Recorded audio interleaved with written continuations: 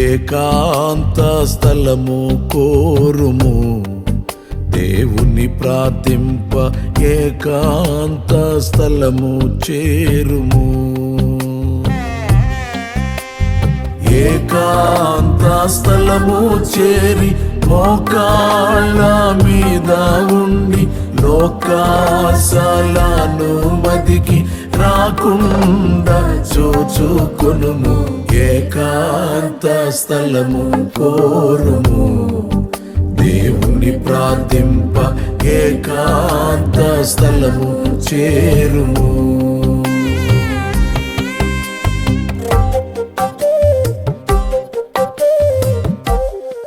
సంఘాల్లో ఉన్నవారు బోధలు బాగా చెప్తున్నారు, ప్రార్థనలు బాగా చేస్తున్నారు.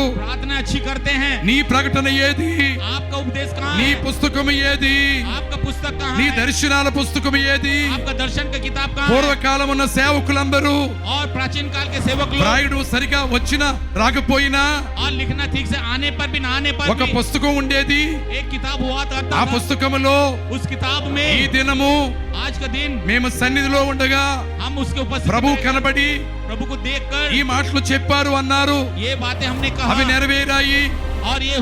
కనుక దేవా నాకు కనబడము, నాతో మాట్లాడము. దావీదునకు అనుగ్రహించబడిన పవిత్ర వరాల్లో ప్రాముఖ్యమైన పవిత్ర వరము పరిశుద్ధాత్మ. పరిశుద్ధాత్మ అనేది ఒక వరము. పేతురు అంటున్నాడు, మీరందరూ పాప క్షమాపణ నిమిత్తము మారు మనసు పొంది బాప్తిసం పొందండి.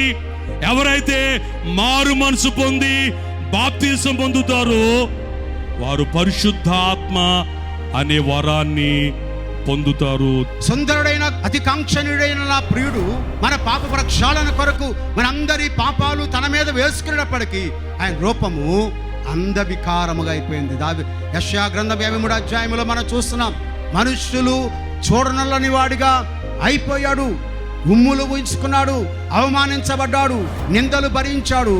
ఎండిన చెల్లపెంకు వలె ఆకాశానికి భూమికి మధ్య వ్రేలాడిన ప్రియుడైన యేసు క్రీస్తు ప్రభువారు ప్రాణప్రియుడు, గొప్ప రక్షణ మనకిచ్చాడు.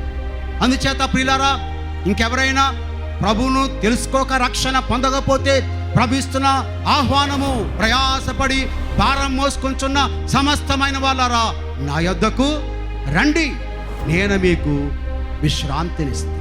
మన కుర్చీ ఉండి టైంకి ముగించేసి వెళ్ళిపోయే వాళ్ళు అయితే మనకి బాగుంటుంది అనుకుంటారు. వాక్యాన్ని మీరు బాగా అర్థం చేసుకోండి.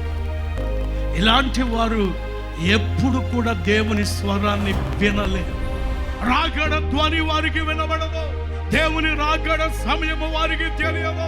వారు రక్షణ పొందిన వారే, బాప్తిస్మము పొందిన వారే, మరియా అని పేరు కలిగిన వారే, క్రైస్తవ నామము కలిగిన వారే.